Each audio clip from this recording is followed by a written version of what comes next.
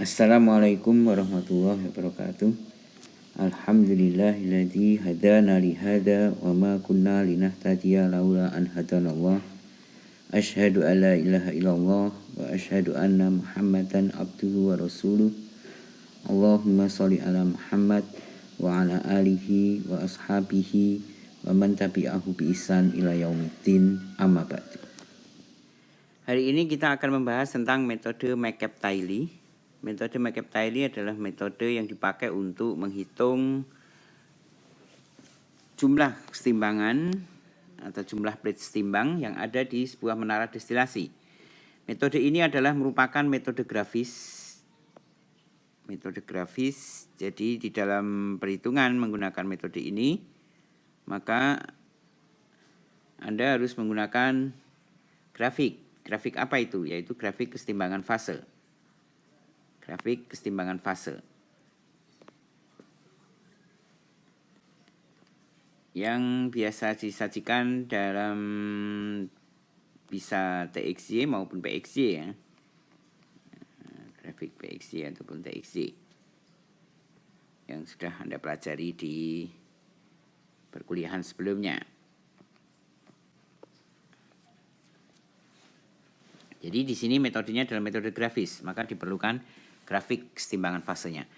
Kemudian metode ini hanya bisa dipakai untuk destilasi biner, yaitu dua komponen saja, campuran dua komponen. Destilasi biner. Kita punya komponen A dan B, kita destilasi, lalu kita peroleh komponen A dan komponen B dalam keadaan murni masing-masing. Tetapi dalam prakteknya ini bisa juga dipakai untuk campuran pseudo-biner. Pseudo-biner yaitu campuran yang diperlakukan sebagai biner dengan mengidentifikasi komponen kunci ringannya dan kunci beratnya. Maksudnya seperti apa? Ini saya tunjukkan di sini. Misalnya kita punya komponen ya, punya tiga campuran ya, campuran dengan tiga komponen yaitu A, B, dan C misalnya. Untuk memisahkan ketiga komponen ini, kita gunakan pseudo binary, yaitu dengan menganggap seolah-olah campuran ini adalah terdiri dari dua komponen, yaitu komponen B dan komponen C. Di mana komponen B lebih ringan daripada komponen C, atau komponen B titik didinya lebih rendah daripada titik didih C. Maka ini kita sebut sebagai light key. Lalu yang ini kita sebut sebagai heavy key, yaitu komponen berat. Lalu kemudian kita pisahkan dia dengan menggunakan McCabe-Tiley tadi. Dengan McCabe-Tiley sehingga kita peroleh komponen B di atas dan komponen C di bawah. Lalu bagaimana dengan komponen A? Nah, kalau komponen A itu adalah lebih ringan dari B, berarti A akan kita peroleh, kita asumsikan A diperoleh di atas. Seluruhnya, tidak ada di C, ya kan? Lalu seandainya komponen A itu ternyata lebih berat daripada C, titik didihnya lebih tinggi, misalnya ini titik didihnya B adalah 98, C-nya adalah 110, lalu A-nya adalah 150. Kalau misalnya komponen A itu adalah 150 titik didihnya, maka berarti komponen A kita peroleh, semua komponen A akan kita peroleh di sini, akan kita peroleh di bawah bersama dengan komponen C. Nah, itu maksudnya kita menggunakan metode McCabe-Tiley untuk campuran yang ternary atau campuran yang multikomponen, yang lebih dari dua. Jadi tetap bisa kita anggap sebagai komponen sebagai campuran dua komponen dengan mengambil light key dan heavy key. Lalu komponen yang lainnya kita asumsikan, ya kan? Jadi mainnya pakai asumsi ya, perkiraan. Tentunya itu masih kasar ya kan. Perhitungan aslinya adalah kalau kita menggunakan plate to plate calculation nantinya, atau menggunakan simulator HiSys, ChemCAD atau ChemSAP ya kan, atau Aspen dan sebagainya. Banyak simulator yang dapat kita gunakan untuk menghitung ini menghitung menara destilasi dengan perhitungan yang lebih detail. Jadi kalau di industri nanti yang dipakai adalah perhitungan dengan menggunakan software itu, CAMCAD, ASPEN, HYSYS, atau menggunakan CAMSAP mungkin ada yang pakai, atau Pro2 dan lain-lain ya. Banyak software yang digunakan untuk menghitung itu. Nah, kalau sudah ada software seperti itu, lalu kenapa kita harus membuat perhitungan dengan menggunakan McCabe-Tiley, dan kenapa kita harus belajar dengan McCabe-Tiley? Tujuannya adalah sebelum kita melakukan simulasi dengan perhitungan yang detail itu, kita punya gambaran ya kan, punya map.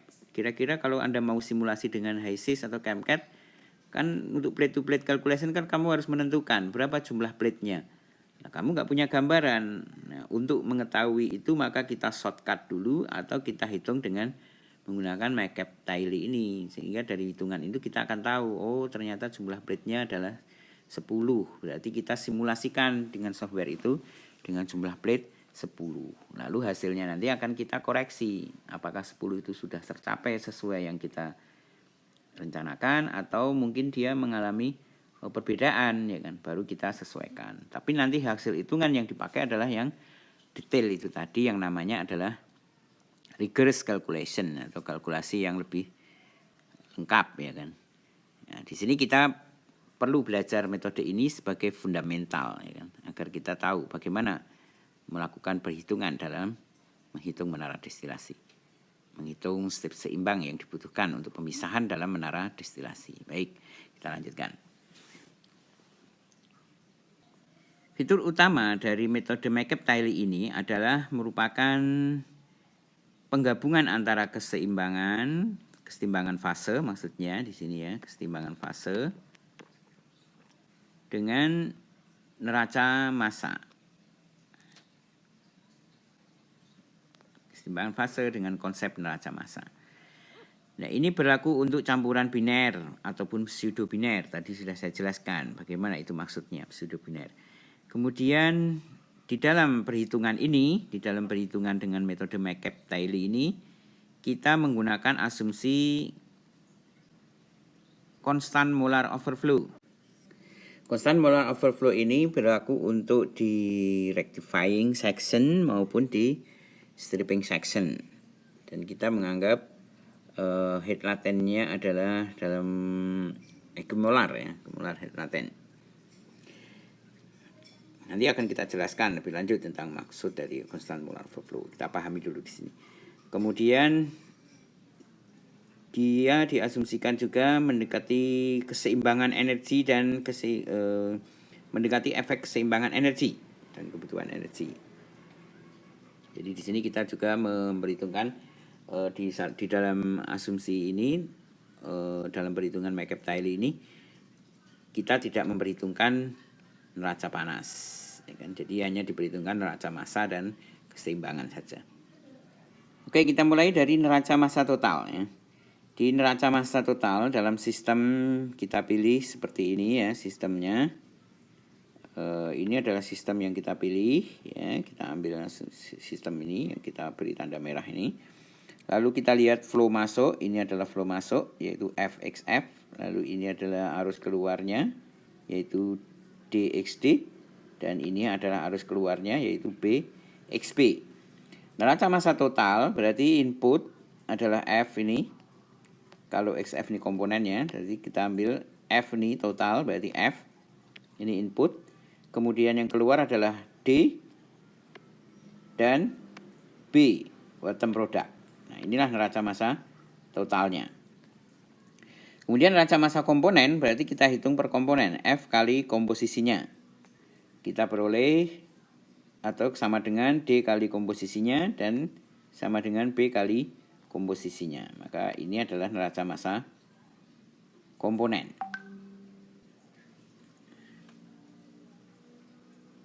Kemudian kita buat neraca massa pada bagian atas. Neraca massa bagian atas ini adalah kita membuat atau mengambil di bagian atas menara, yaitu kalau kita lihat menara itu adalah berupa posisi seperti ini, menara ini feed plate, Nah, ini kemudian top ya, ini kemudian bottom. Maka yang kita maksud dengan bagian atas menara itu adalah bagian setelah, yaitu bagian setelah feed plate. Nah, ini bagian atas.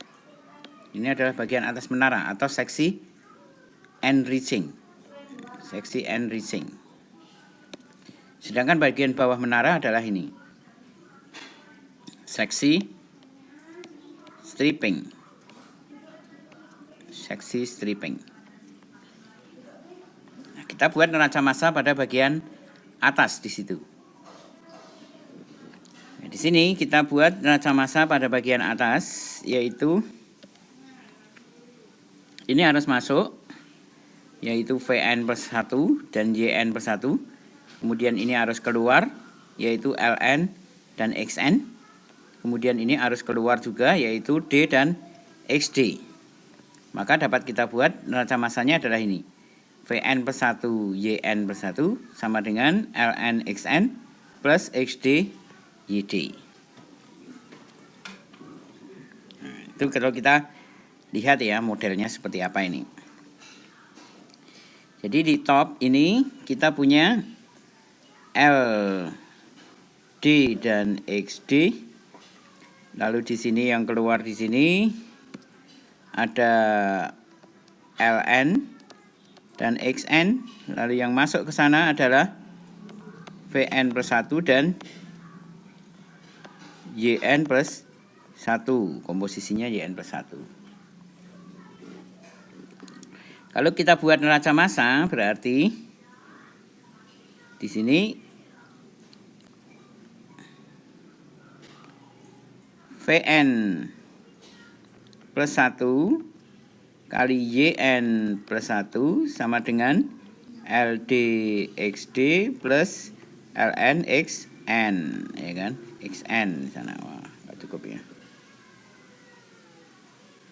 Jadi Vn plus 1 Yn plus 1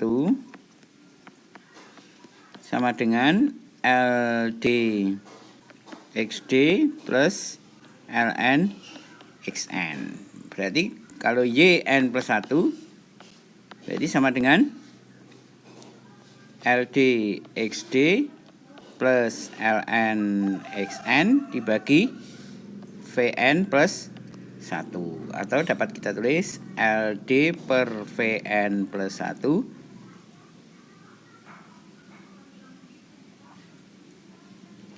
Vn plus 1 kali XD plus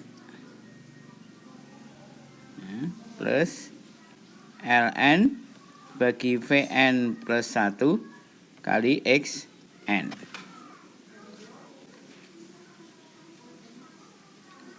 Ini adalah Yn plus 1.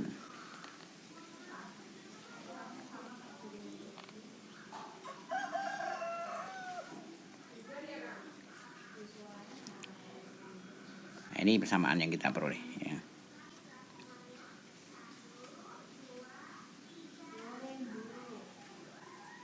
Di sini LD-nya kita tuliskan dengan D destilat ya.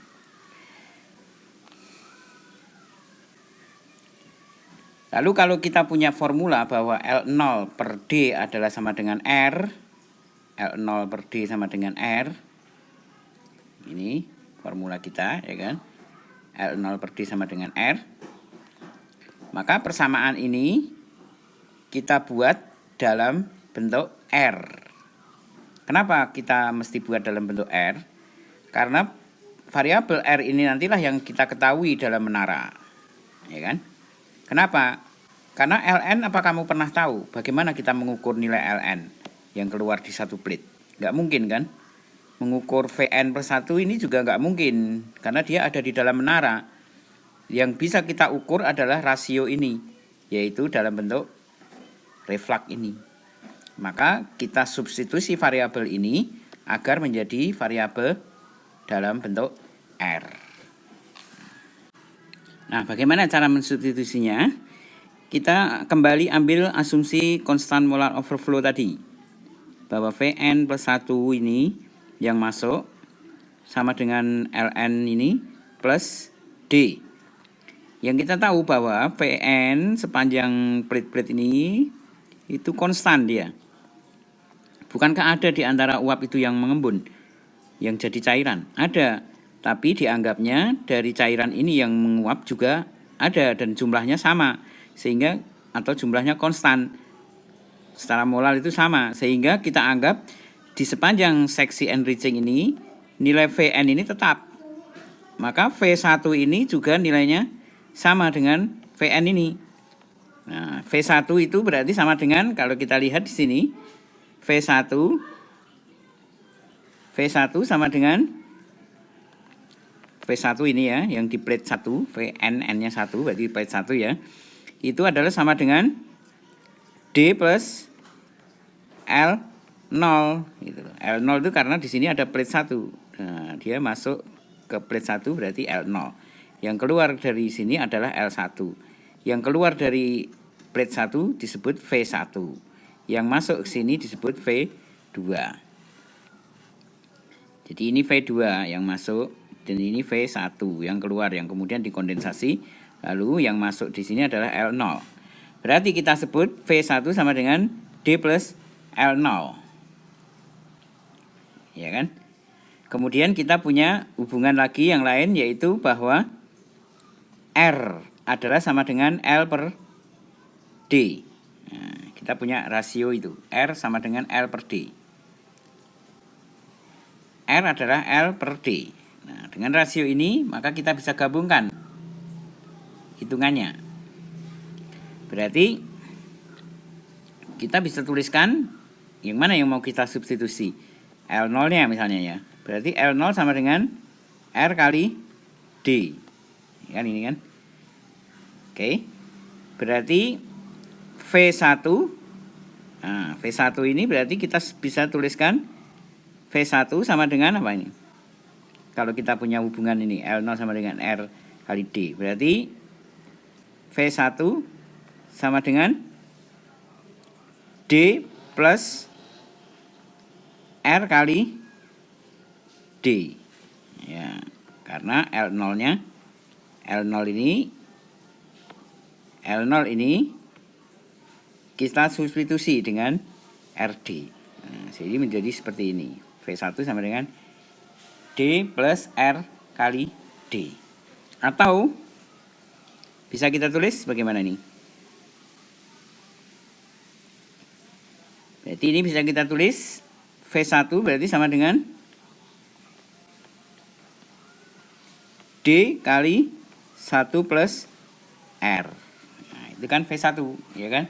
V1 sama dengan D kali 1 plus R. Dan di sepanjang seksi atas atau bagian atas ini, seksi enriching, nilai Vn plus 1 sampai V1 nilainya dianggap konstan. Ingat asumsi konstan molar overflow tadi. Maka nilainya dianggap konstan. Sehingga ini bisa dianggap sama dengan V1. Nah, kita sudah punya V1 sama dengan D1 plus R. Maka kita masukkanlah persamaan itu ke sini. Kita punya V sama dengan D kali 1 plus R. Ya kan? Maka kita masukkan ke sana.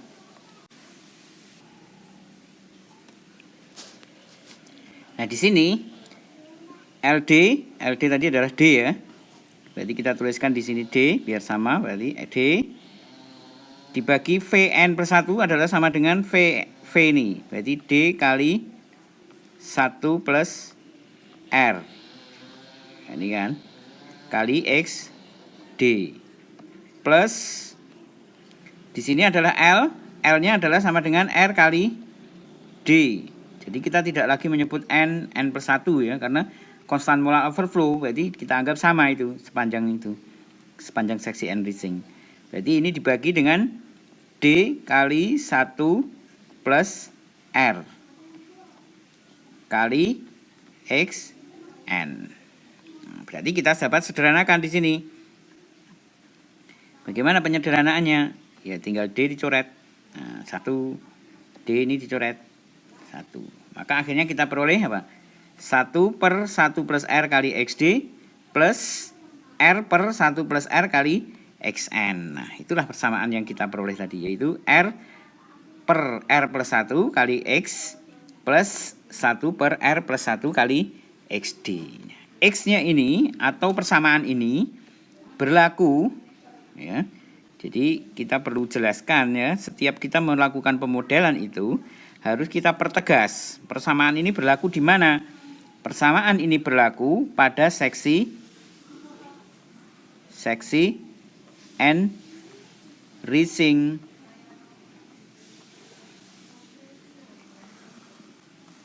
Jadi di semua plate ya, plate N ini, jadi berlaku di persamaan ini untuk N dari 1 sampai N sebelum feed plate, yaitu pada bagian atas menara. Nah, ini persamaan untuk seksi enriching, yaitu inilah persamaannya.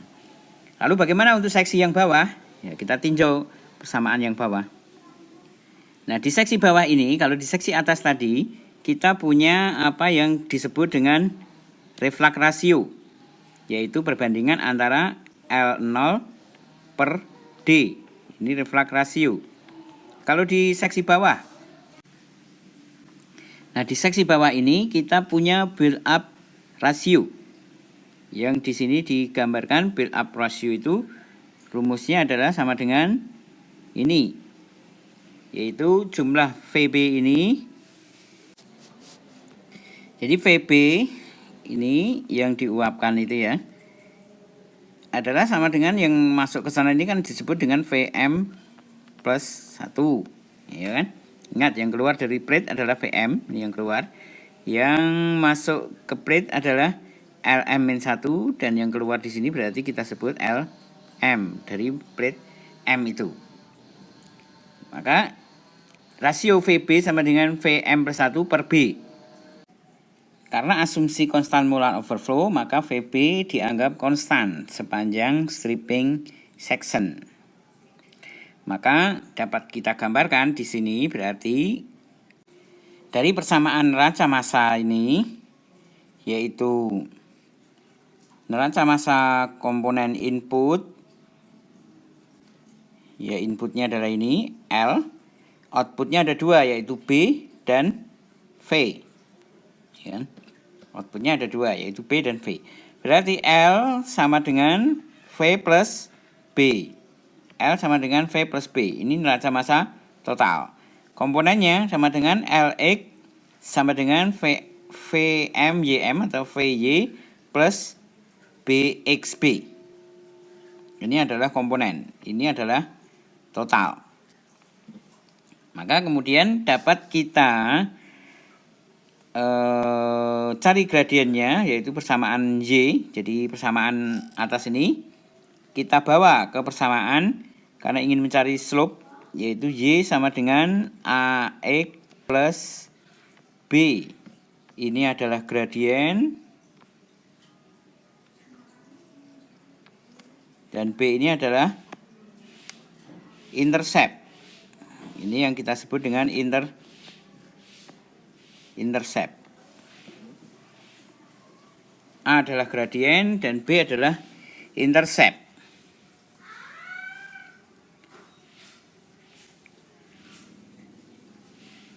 Berarti kalau kita ingin mencari Y ini, berarti B ini kita bawa ke sisi kiri, atau menjadi rumusnya menjadi apa itu? Berarti V kali Y, ya kan, sama dengan LX sama dengan LX kali min BXB, ya kan? LX kali BXB. L dan V dianggap konstan, sedangkan Y dan X berubah, ya kan, terhadap atau variabel. Maka Y sama dengan, berarti kita dapat tuliskan di sini Y sama dengan L per V kali X plus B per V kali XB. Nah, itulah persamaan slope di sisi stripping. Itu L-nya dibagi dengan V, di mana V-nya adalah VB konstan, ya kan? V-nya adalah V yang konstan. Nah, V-nya itu kemudian L dan V itu nanti akan kita cari dengan hubungan ini, ya kan? Yang ada kaitannya dengan VB dan B yang konstan, ya kan? Jadi di sini persamaan L plus L sama dengan V plus B itu kita substitusikan ke sini. Maka jadilah persamaan itu menjadi Y sama dengan, nah ini kita substitusikan ke sini. Ya kan? Berarti kan persamaannya menjadi Y sama dengan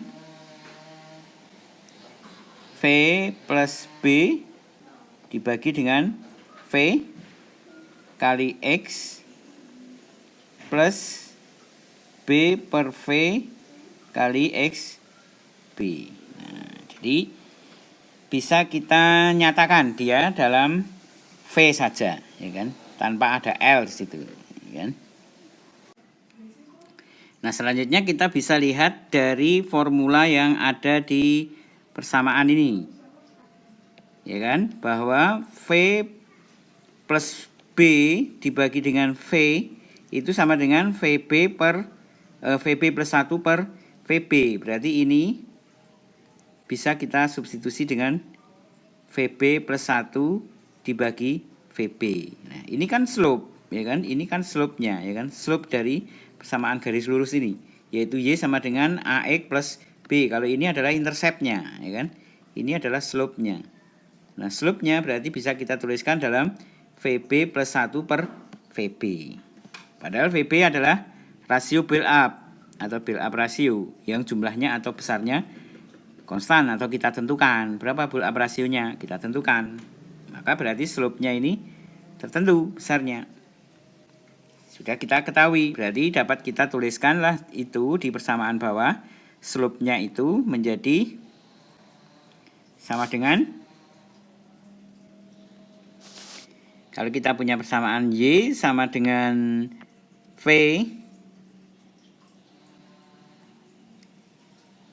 plus B, ya kan, dibagi dengan V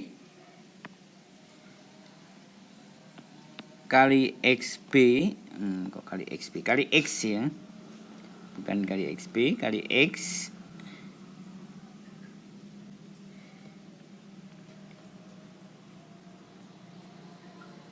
ditambah dengan B per V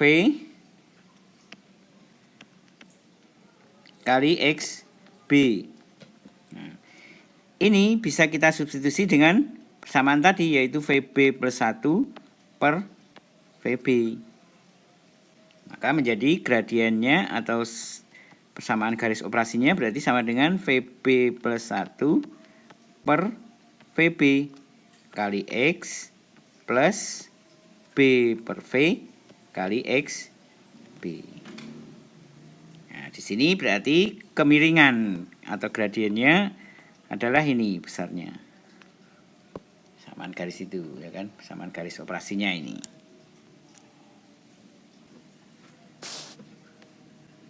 Nah, sedangkan neraca massa di sekitar tray, berarti kita tray umpan maksudnya. Neraca massa di sekitar tray umpan, berarti kita anggaplah ini tray umpan. Di sini kita punya arus input, yaitu ini 1 input.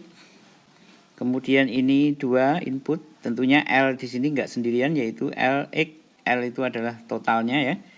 Lalu ada komposisinya adalah X yang keluar di sini juga L star, L bar dan X. Di sini Y, di sini juga Y. Ya kan? Berarti inputnya neraca massa total input berarti sama dengan F, ya kan? Plus apa itu? Plus L, ya kan? Ditambah V bar, ya kan? Sama dengan outputnya yang mana? Outputnya adalah V ditambah dengan L bar. Itu outputnya. Itu neraca massa total. Lalu neraca massa komponennya. Neraca massa komponennya adalah F ZF, ya kan, ditambah dengan LX ditambah dengan V bar kali Y sama dengan V kali Y plus L bar kali X, ya kan.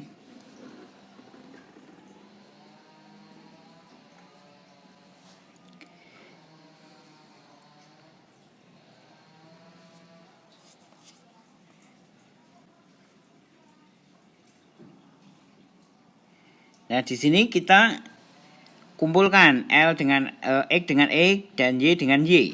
Maka akhirnya akan kita peroleh F ZF, ya kan, ditambah dengan L min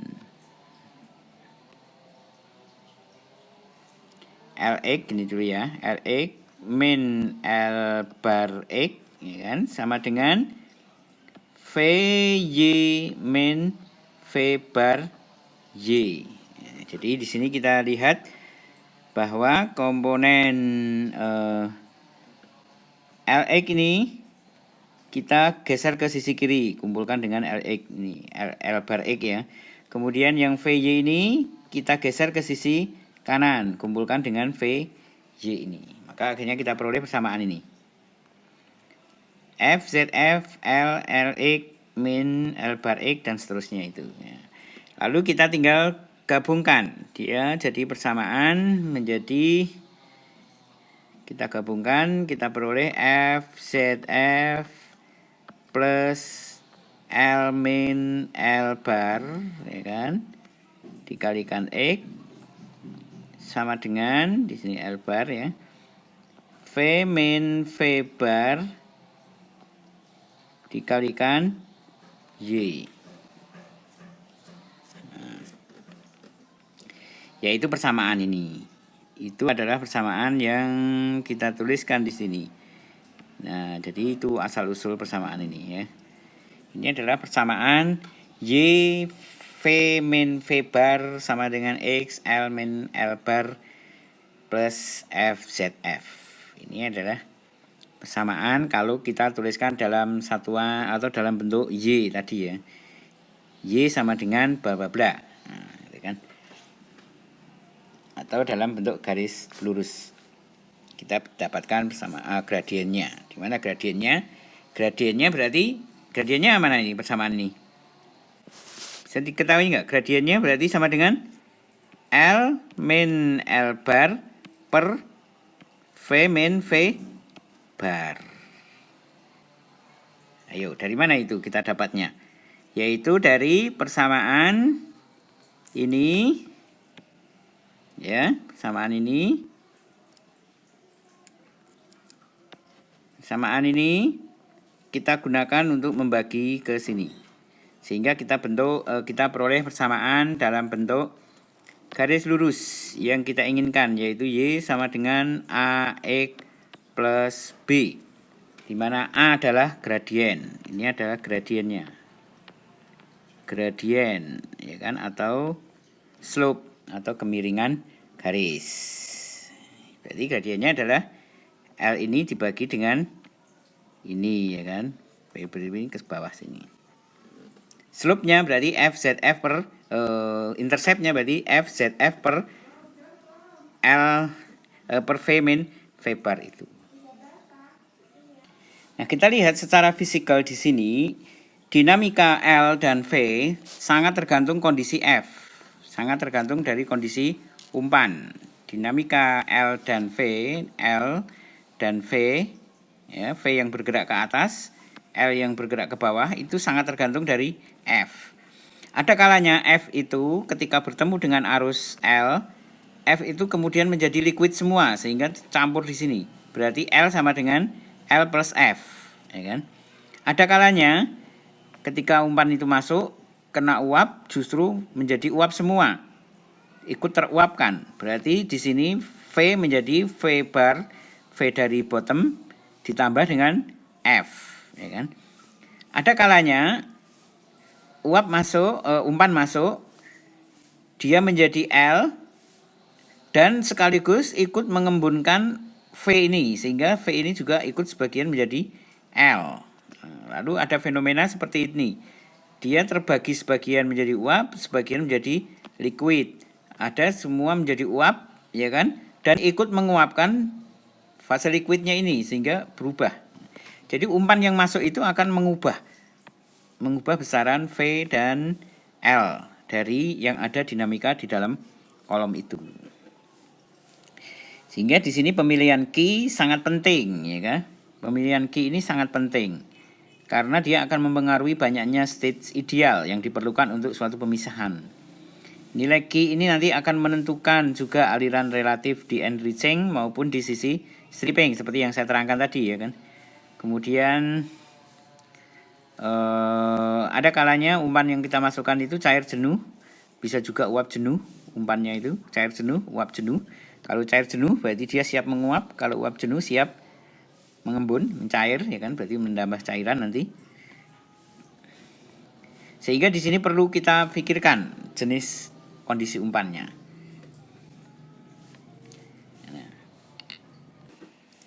Sehingga dapat kita gambarkan raca massa di sekitar tray umpan ini dengan besaran Q yang kita tetapkan ini. Q adalah sama dengan L bar min L per F, ya kan, atau sama dengan 1 plus V min V per F, ya kan. Q itu ini besarnya.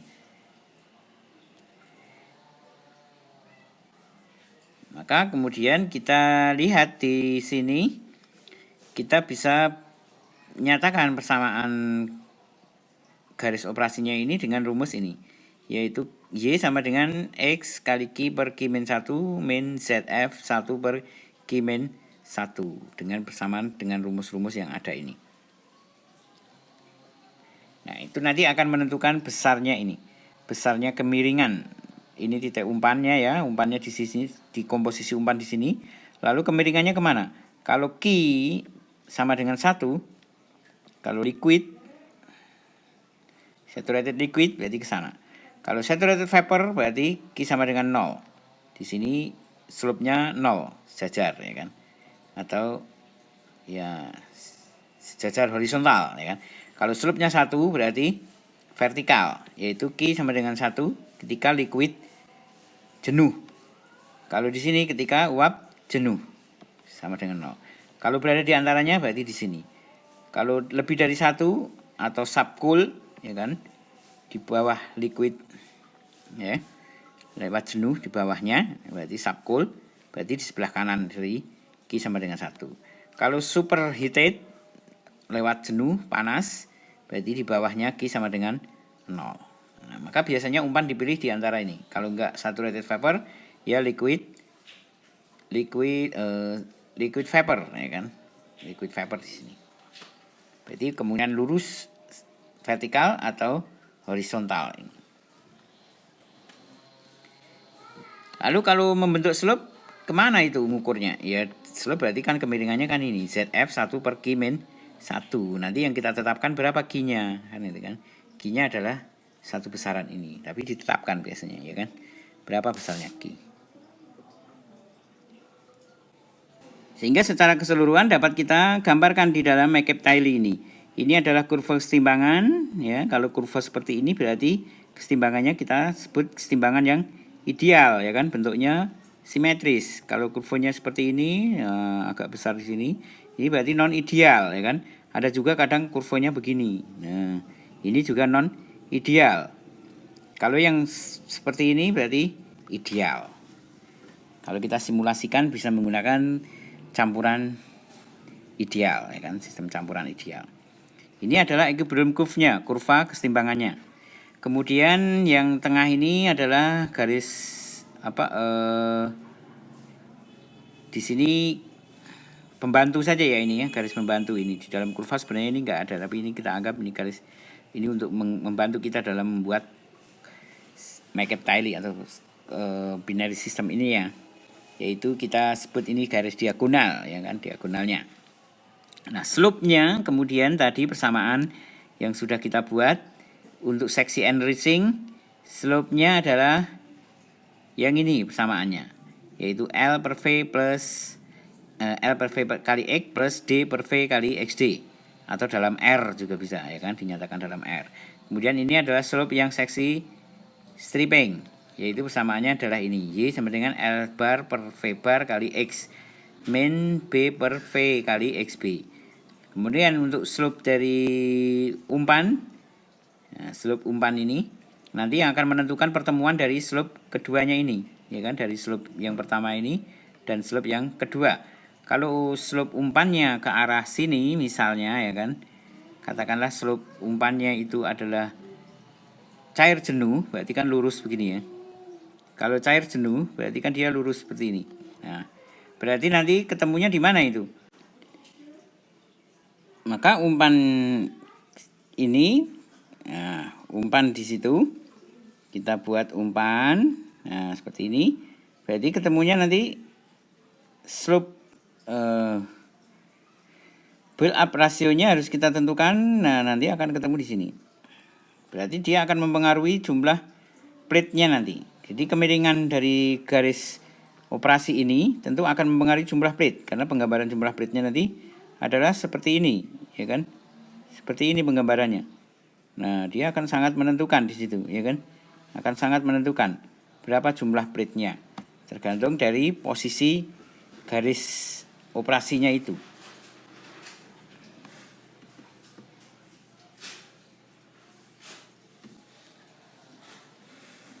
Nah, bagaimana kita melakukan perhitungan plate to plate calculation dengan menggunakan McCabe-Tiley ini? Yang pertama, langkah pertama adalah kita temukan dulu kurvanya. Pasti ya, kurva tadi, kurva kesetimbangan ini kurva equilibrium curve atau kurva kesetimbangan. Kemudian yang kedua, pilih komposisi destilat, kita tentukan di XD-nya, ya kan? Kemudian kita tentukan juga reflux-nya. Lalu kita buat garis operasinya. Lalu kemudian kita tentukan komposisi bottomnya, ya kan? Lalu kita pilih atau kita menghitung rasio atau kita tentukan rasio VB-nya. Berapa VB-nya? Baru kita bisa membuat garis operasi untuk sisi stripping dan sisi enriching. Jadi pertama kita dapatkan kurva, kita tentukan XD dan R, XB dan VB, lalu kita buat garis operasinya masing-masing, yaitu Y sama dengan bla bla bla X plus intercept, ya kan? Di sini adalah slope. Kita dapatkan slope X plus intercept. Nah, langkah selanjutnya kita mulai dari destilat hingga titik potong kedua jalur operasi terlewati, lalu dilanjutkan ke stripping. Kurangi satu reboiler akan memberikan jumlah bagi koteritis. Oke, reboilernya kita anggap dia adalah satu stage seimbang, ya kan, reboiler itu. Nah, di sini kita buat XD, ya kan, XD ada di sini. Destilatnya, ya kan, kita tentukan. Lalu dari destilat itulah kita buat satu garis, satu plate ini. Kemudian sampai kurva kesetimbangan, turun sampai ke garis operasi, ya kan, sampai kurva kesetimbangan, turun sampai garis operasi. Terus kesetimbangan turun sampai garis operasi, kesetimbangan turun sampai garis operasi. Nah, selanjutnya kita berpindah ke seksi stripping. Nah, seksi stripping ini tergantung posisi dari XF yang kita miliki. Di mana XF-nya? XF kita ada di mana? Kalau misalnya ini umpannya ya, di sini kita punya XF umpan, ini umpannya di sini. Nah, kondisi umpan itu akan menentukan posisi garisnya ini. Kalau dia cair jenuh, berarti lurus terus seperti ini. Kalau dia uap jenuh, berarti datar seperti ini, ya kan? Maka nanti akan menentukan build up rasio yang kita buat di sini. Berapa garisnya? Tergantung XP yang kita targetkan, ya kan? XP-nya di sini. Kita buat garis, nah seperti ini. Berarti nanti masih satu plate lagi, lalu turun ke kondisi operasi garis operasi yang bawah.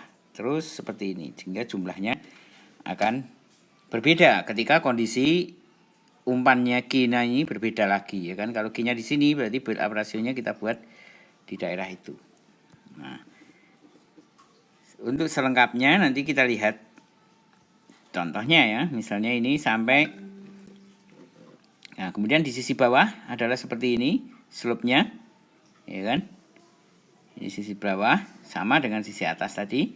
Lalu yang menentukan nanti adalah posisi dari umpan ini, kemiringan umpan. Kemiringan umpan ini ada di mana? Posisinya ada di mana?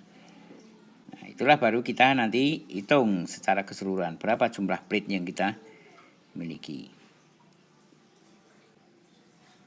Dalam kasus ini berarti kita punya berapa plate ini? Dalam contoh ini ya. Kita lihat ketika posisi umpannya di sini jumlahnya ada 5 ya kan. 1, 2, 3, 4, 5 ya kan. Berarti makin sedikit makin baik atau makin buruk? Tentunya makin optimal ya kan. Makin sedikit berarti dia makin hemat ke dalam pemisahan ini. Kita cukup menyediakan sedikit plate saja dengan target yang sama loh ya, target tercapai ya kan. Sehingga di sini yang diinginkan tentu yang semakin sedikit. Nah, kalau posisi di sini kemiringannya kita dapatkan jumlah plate-nya ternyata 6,4 ya, sekitar ini 6,5 ya kan. Nah, berarti hampir 7 ya kan, 6,4 nih ya kan. Terus kalau posisinya di sini kemiringannya yang agak berbeda sedikit, kita peroleh sekitar 5,9.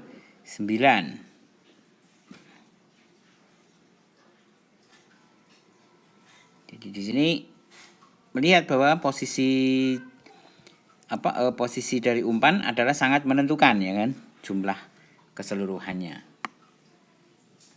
Oke, tadi untuk penentuan perhitungannya atau membuat perhitungan secara grafis. Nah, sekarang ada beberapa kondisi yang membatasi dalam perhitungan menara destilasi ini, yaitu kondisi batasnya adalah berupa reflux minimum. Reflux minimum sampai total reflux. Nah, total reflux itu berarti seluruh ini produknya tidak ada ya kan, semua dikembalikan ke kolom. Berarti tidak ada produk. Berarti ini total reflux. Ini total ya kan. Semuanya dikembalikan ke kolom. Lalu ini kondisi operasi, ini air minimum ya kan. Berarti destilatnya lebih banyak. Lalu sampai pada R yang tertentu ya kan. Jadi ada reflux total, kemudian adalah minimum reflux ya kan. Kalau minimum reflux berarti jumlah plate-nya butuh banyak sekali, maka disebutnya infinite state. Kalau total reflux berarti minimum state. Jumlah plate-nya lebih sedikit. Nah, kalau secara grafis berarti total reflux itu di mana? Garis operasinya adalah berada di garis diagonal ini. Ini total reflux. Karena kita anggapnya R-nya sangat besar sekali ya kan. Sehingga kalau ada 1 per R per R per 1 ya kan? Jadi R-nya besarnya sangat banyak sekali, atau cukup mudah, tidak usah pakai matematik ya, bahwa total reflux itu berarti garis operasinya ada di garis diagonal ini. Maka kita tinggal, kalau destilatnya ada di sini, kita tinggal buat aja 1, 2, 3. Berarti butuh 3 plate kan itu kan. Bandingkan kalau ada reflux minimum. Nah, ini kalau reflux minimum garis operasinya menjadi hampir berimpit di sini. Berimpit di keseimbangan sehingga jumlahnya sangat banyak sekali. Nah, kalau untuk sistem yang tidak ideal, yang ini lengkungannya ya, kalau ini lengkungannya simetris, jadi kita sebut hampir ideal. Kalau ini yang non ideal, ya kan.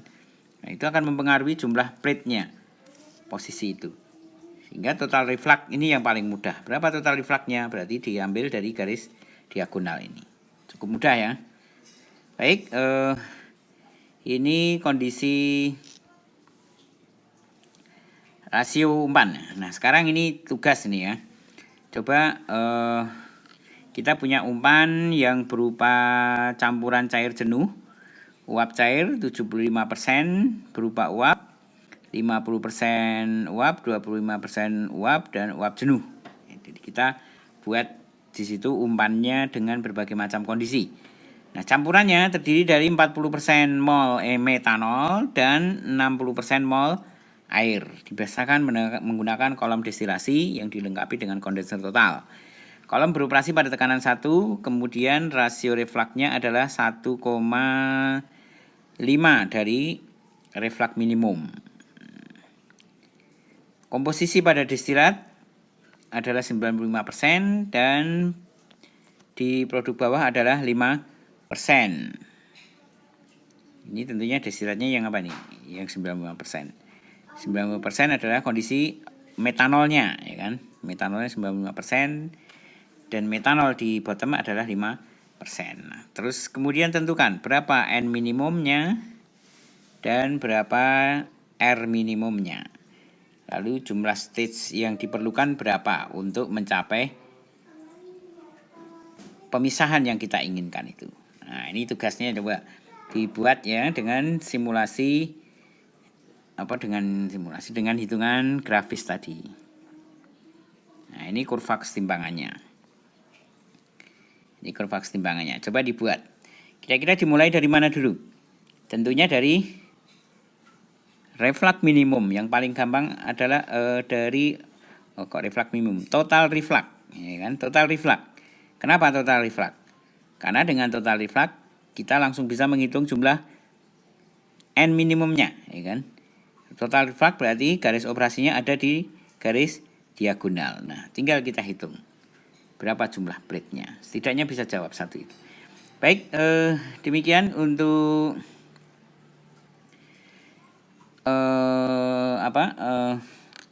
pembahasan tentang makeup Taily ini. Cukup panjang ini ya, makeup Taily ini.